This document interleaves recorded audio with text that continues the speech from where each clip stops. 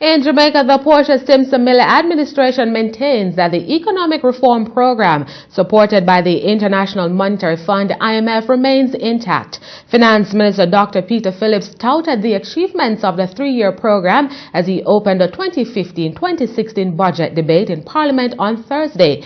Dr. Phillips says based on the government's commitment, the country has found favor on the international market and stability has returned to the economy. We have more in this report from Peter Coombs. An optimistic Finance Minister Dr. Peter Phillips addressed Gordon House on Thursday. The Finance Minister praised his administration for its management of the economy, celebrating mostly the achievements recorded under the Extended Fund Facility with the International Monetary Fund, the IMF. It's been 3 years since the government has implemented the economic reform program supported by the IMF, and Dr. Phillips says despite the fiscal constraints, the government has done well. He stressed that with the IMF's stamp of approval, stability has returned to the markets and investor confidence has increased. The record shows that we do not take our commitments lightly when we enter into agreements. We meet our obligations. So far, Jamaica has aced 7 quarterly reviews. In a clear jab at the opposition, Dr. Phillips says the successes thus far shouldn't be overlooked. It is the passing of the IMF test that has made Jamaica more and more attractive to investors, both local and foreign. And these investments provide more jobs for ordinary Jamaicans because we passed the IMF test. I have every expectation that by the end of this month, the board of the International Monetary Fund will have approved the 7th quarterly review.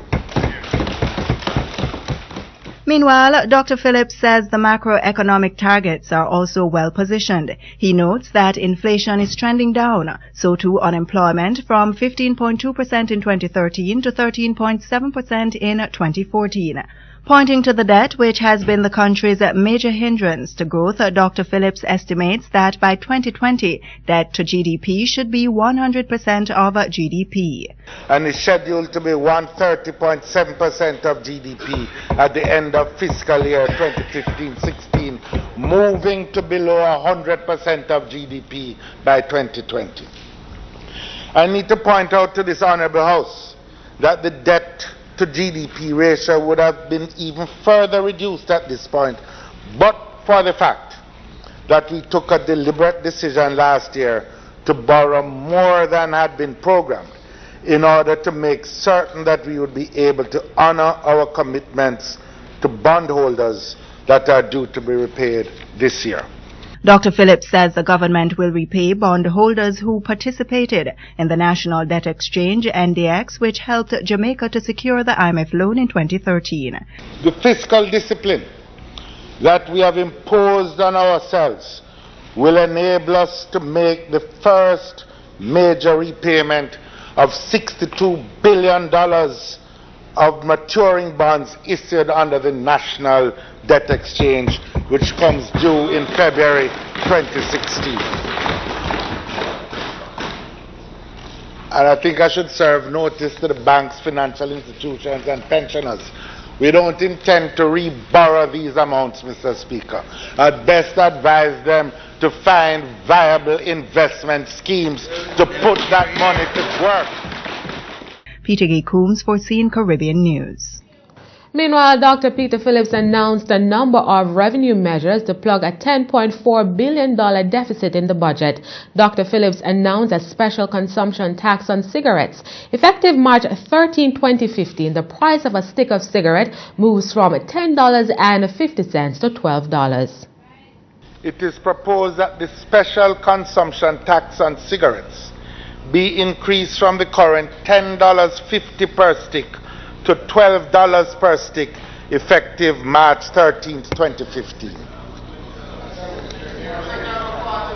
We expect that these rates will yield an additional $488 million in revenue, and these receipts will be directed to the National Health Fund. There's also a special consumption tax SCT on petrol. E1087, E1090 and diesel will be increased by $7 per litre. This measure should yield revenues of $6.4 billion. Now that $7, Mr. Speaker, is approximately 6 cents US. So, and I mentioned that because the actual effect at the pump we cannot predict at this point. But if the price of a barrel of oil was to move down by $1, for example, the person purchasing gas at the pump could in fact continue to see a downward price movement. And there will also be an increase in the annual general personal income tax threshold from $557,000 to approximately $592,000, providing some relief for public sector workers. In January 2016, that tax-free portion of personal income tax be increased from $557,232 to $592,800 per annum, thereby providing further relief to taxpayers. For all PAYE, all the pay-as-you-earn taxpayers, that will mean an additional $35,568 tax-free income per year. And the impact in terms of lower effective tax rate will be greater for those at the lower end of the spectrum. This proposed increase in the threshold or the tax-free proportion will relieve another 9,000 persons approximately from any income tax liability at their present wages. This will cost $664 million this year. Annualized is about $2.4 billion.